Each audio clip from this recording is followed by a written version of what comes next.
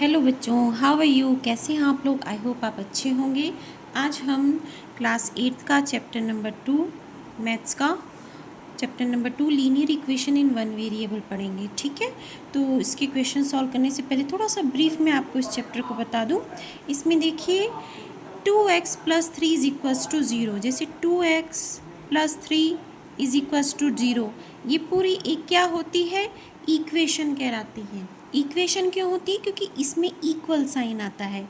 जब equal sign आता है तो वो इक्वेशन कहलाती है। ठीक है, और इक्वेशन के इधर की साइड जितने भी ये टर्म्स हैं, इक्वल के इधर जो भी टर्म्स होती हैं, वो दोनों का जो आंसर होता है, उन दोनों की जो वैल्यू होती है वो बराबर होती है, इसलिए इक्वल साइन लगा हुआ होता है। ठीक है, इसको जब हम सॉल्व करेंगे, जो इसका आंसर आएगा वो इक्वल के इधर वाले के बराबर आएगा। यानी कि ये left hand side and LHS left hand side right hand side दोनों क्या होती है? बराबर होती है, तब इक्वेशन बनती है। ओके, इसके अंदर देखिए 2 क्या है? 2 कांस्टेंट होता है, यानी 2 वैल्यू जो है नहीं बदलती है। 2 पूरे क्वेश्चन में 2 रहेगी, इसे ऐसे ही सॉल्व करना पड़ेगा। तो इसको कांस्टेंट बोलते हैं। x जो होता है, यानी ABCD के जो भी अक्षर होते हैं, A से Z तक, ABCD XYZ कुछ भी आ सकता है, ये वेरिएबल होता है। वेरिएबल क्यों होता है?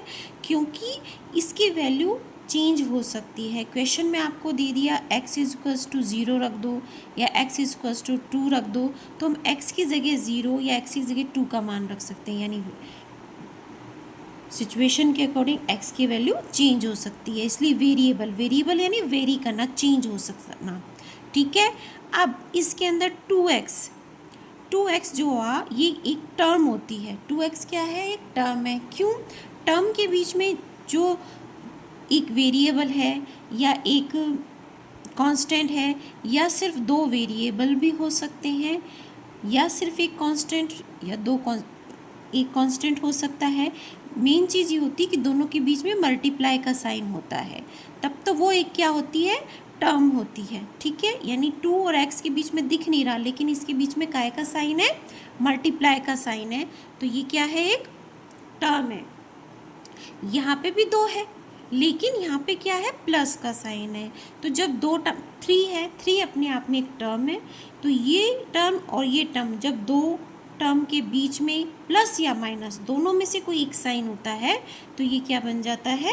एक्सप्रेशन बन जाता है। क्या बन जाता है? एक एक्सप्रेशन बन जाता है।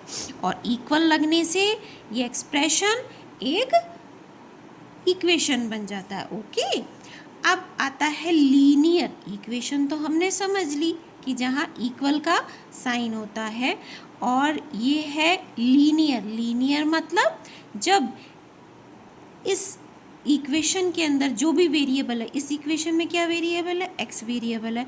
इस x वेरिएबल की पावर क्या है? जब कोई पावर लिखी हुई नहीं होती है, तब उसकी पावर क्या मानी जाती है? 1।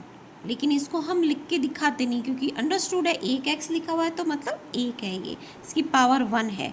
तो जब वेरिएबल की, इसमें 2-3 वेरिएबल भी आ सकते थे, यानी जिस तरीके से 2x प्लस x प्लस 3 ऐसे भी हो सकता था। तो यहाँ x वेरिएबल 2 जगह है, लेकिन दोनों ही वेरिएबल क्या है?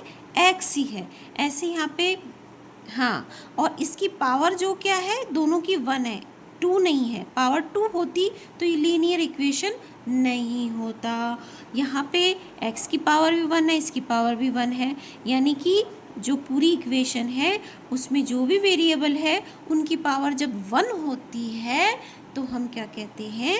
कि ये लीनियर इक्वेशन है। कौन सी इक्वेशन है? लीनियर, क्योंकि इसमें जितने भी वेरिएबल्स हैं सबकी पावर क्या है? 1 है। जैसे ये ऐसे भी हो सकता था 2x plus y plus 3 is equals to 0। अलग अलग वेरिएबल है, लेकिन पावर दोनों की क्या है? 1 है। तो ये क्या है? Linear equation in one variable. अब ये जो मैंने उदाहरण बताया, इसमें तो x अलग वेरिएबल, y अलग वेरिएबल हो गया, तो ये वाली जो है इक्वेशन लीनियर इक्वेशन तो है, लेकिन इन 1 वेरिएबल नहीं है, ये इन 2 वेरिएबल है, क्योंकि एक वेरिएबल ये और एक वेरिएबल ये हो गया।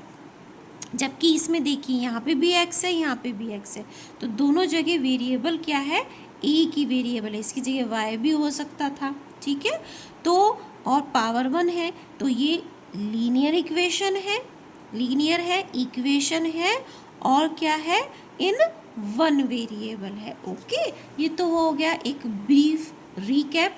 अब हम करेंगे 2.1 का क्वेश्चन नंबर 1, ठीक है। इन्हें कैसे सॉल्व करते हैं, जब भी एक इक्वेशन आती है तो उसमें देखिए एक टर्म होती है जिसमें वेरिएबल और कांस्टेंट दोनों हो सकते हैं, या खाली कांस्टेंट भी हो सकता है, या खाली वेरिएबल भी हो सकता है।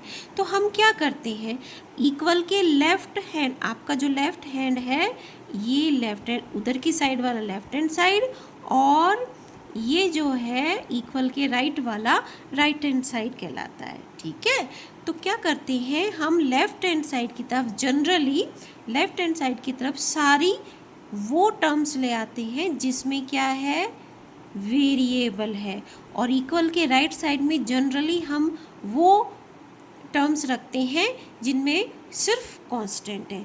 यानी लेफ्ट हैंड साइड में वो सारी टर्म्स आ जाएंगी जो कि, ये टर्म है ना पूरी, ये वो टर्म्स आ जाएगी जो कि क्या है, जिसमें कोई ना कोई वेरिएबल है, और राइट साइड में, इक्वल के राइट साइड में वो रख देंगे जिसमें सिर्फ कांस्टेंट है। तो अब इसमें हम करें, अब बताइए मुझे इसके अंदर क्या है, इसके अंदर ये वेरिएबल है, इसमें इस टर्म में, इसमें भी वेरिएबल है, तो ये इधर आ जाएगा। तो सबसे पहले बिना साइन लगाए आप 2x को इधर ले आइए, आ गया, इक्वल 18 रह गया इधर, ये तो उधर चला गया, तो ये जगह खाली, और ये 18 के आगे, जैसे आपका स्कूल में बैग होता है, अपना बैग साथ लेके जाते हो हर जगह, ऐसे ही ये स्टूडेंट है, ये इसका बैग है, ये जहाँ भी जाएगा अपना बैग अपने साथ रखेगा, तो साइन इसके साथ रहता है हमेशा, ये यहीं पे है, इक्वल के उधर गया नहीं, तो और ये है काय का, प्लस का, तो प्लस का 18, प्लस का साइन हम लिख के दिखाते नहीं है, लिख भी सकते हो लेकिन उससे कन्फ्यूज़न होगा,